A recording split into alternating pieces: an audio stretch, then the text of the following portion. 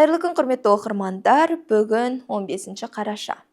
Ал бұл күні 1993 жылы ұлттық валюта теңге айналымға енгізілген болатын.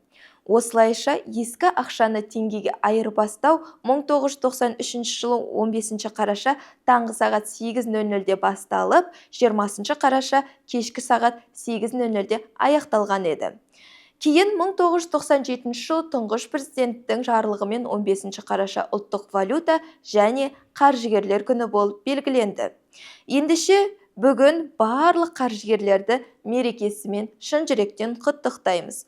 Ендеше бұған орай біз бүгін қала тұрғындарынан қаржылық сауаттылық жөнінде сауалнама жинадық. Ал сіз өзіңізді қаржылық сауатты адам деп есептейсіз бе? Жоқ, мен ақшаны қолыма түссе, сразу құрып тастаймын андай. План бір нәрсе істеу деген жоғынан ақша қолға келеді, соны бүйтіп. Мен бұл жұқ болады ғой. Бір аптаға жетеді, бүйтіп созғанның өзінде 10 күнге жетсе шүкіршілік қой. Ну, честно, я тоже не особо финансово грамотный человек. То есть у меня деньги появляются, они буквально больше недели, они у меня не держатся крупные суммы. Но я стараюсь экономить для своего же развития, чтобы у меня деньги просто так не уходили. Просто стараюсь как-то их правильно тратить. Ну, стипендия падает, но еще плюс родители помогают немного финансово. Я особо трудностей с финансами не имею сейчас.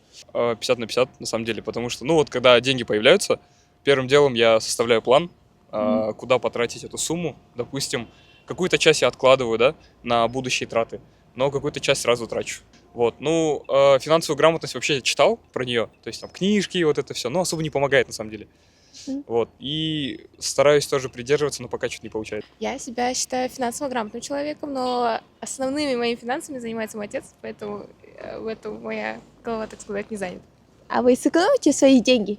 Да, но это опять-таки идет все в отцовский депозит. Я откладываю свою стипендию, я работаю.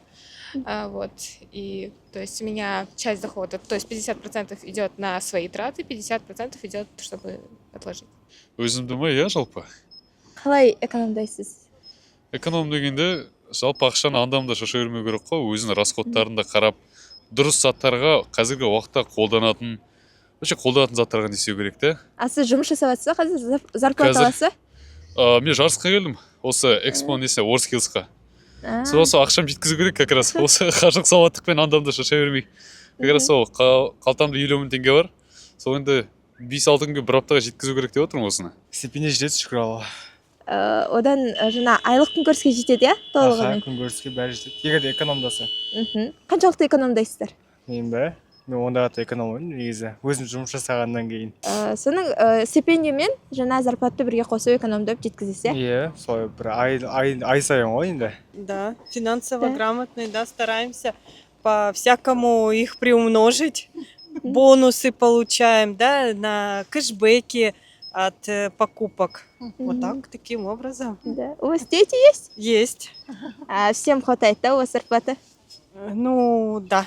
Пенсия и зарплата. Мне 70, я до сих пор работаю. А пенсии не хватает у вас?